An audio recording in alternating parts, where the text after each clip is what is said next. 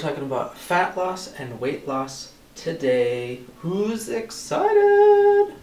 I have a list here just because I don't want to forget anything that I'm talking about. So I'm just going to start to go down the list. This isn't in order. This is just stuff that I've written down. So here we go. Let's start.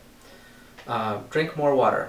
Stay hydrated. Definitely no sodas or anything like that. You want to increase your water. Stay away from the sugary drinks. If you want to add something different in, then you can add in some green tea.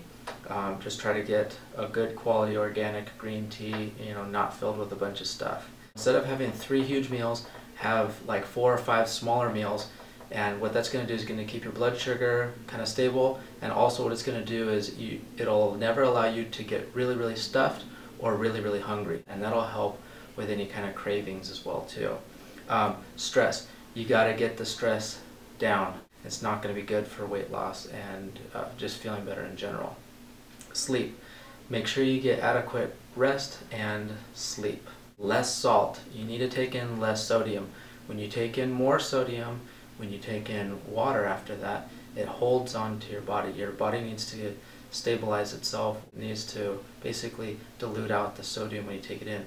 So if you have really high salt intake and you're taking in all this water, you're going to retain the water. Second thing with that is the water weight. So you have your water weight, and let's say, for some reason you drop a few pounds in like a day or something. You say, oh my gosh, I lost all this weight. Well, it's probably just the water weight. I eat a plant-based diet. I've been off dairy and I have an allergy to dairy. I would recommend you get off the dairy. It can create mucus, it can create inflammation. You might have an allergy to it, so you're going to just kind of get this puffy look all over. I did, for sure. So I would get off dairy no matter what diet, or lifestyle you are, or whether you're vegan or you still eat meat or whatever. Just take out the dairy. With that said, add in more vegetables, more fruits and vegetables, period. That's really good. It's good calories. It's very low fat. Your fat intake should ideally be 10% of your calories for the day. If you're coming from a high fat diet right now, try to bring it down, get it down to 20% or get it down to 15% and work your way down. But a lot of people just think, oh, I eat low fat, and when they start to add up the numbers, they see that it is really, a higher fat. Your best thing for exercises is doing cardio. I like running, and I think that's best for burning fat and using fat for your energy source. So with that said, you also do want to add in some light weights, but you want to use light weights and you want to do higher reps, and you don't want to burn yourself out and go till the very end when you're struggling and you're shaking and you can't do it anymore. You want to maintain your muscle tone and you want to have muscle, because muscle helps to burn fat, but you don't want to create a situation where you're telling your body, hey, we don't have enough muscle, we need to make bigger, larger, stronger muscles, because the bigger your muscles get, the more you're going to look bigger. So it's a happy balance. Back to the cardio again. Just because you can run like hell and run really hard and fast and have your heart rate accelerated for a long period of time, that doesn't mean that it's the best. You want to kind of do a balance. And I say that because when you start working your body really hard, it starts burning carbohydrates instead of utilizing fat. And that's better for when you're at rest, because it's going to burn more calories, but at that time you're going to be burning carbohydrates and calories. So you really want to tap into that fat storage. Do a little bit less of a heart rate, and then include in some higher heart rate stuff too. If you don't have any allergy to soy, you might try adding a little bit of soy into your diet.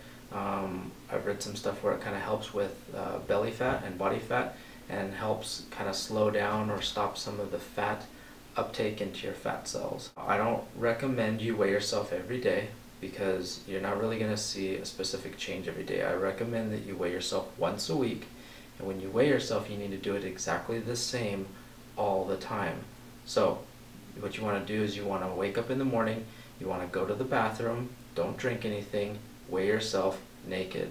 Same time, same situation. That's going to give you the most accurate thing. With that said, also give yourself time to adjust, okay? So don't start on something and then a few days or a week later say nothing's happening. Okay, you really need to give yourself a few weeks to start to see something going, and it shouldn't be real radical. You know, you should be just losing kind of minimal amount of fat or body weight per week. Eating, don't skip breakfast because you hadn't eaten in a long time, so your body you don't want to go into starvation mode. So make sure you eat breakfast, and with that said, don't eat too late. So don't eat really late right before you're going to bed because your metabolism will be slowing down over the nighttime when you're sleeping. If you do all that and you just don't seem to be losing any kind of weight, then you're going to want to probably take a look at your calorie count, and it might be much higher than you expected. I'm saying this as last as try everything else and try it out for a couple weeks or a few weeks. Give it a little bit of time. And if nothing's changing, then look at the calories. And I recommend that you do not change more than 200 calories. So if you measure it out and you say I'm eating 1,700 calories per day, well, then drop it down to 1,500 calories per day. You don't want to crash your system, because what will happen is if your body senses that it's not taking in as much food anymore, then your metabolism will slow down, which is what you want to prevent.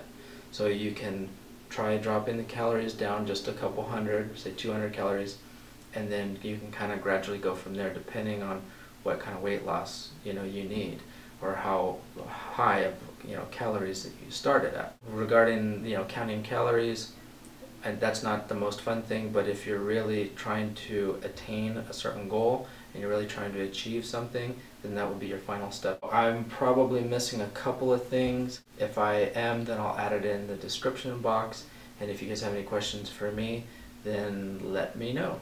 Okay? Thank you. I hope that this helps, and let me know your progress along the way. Okay, bye.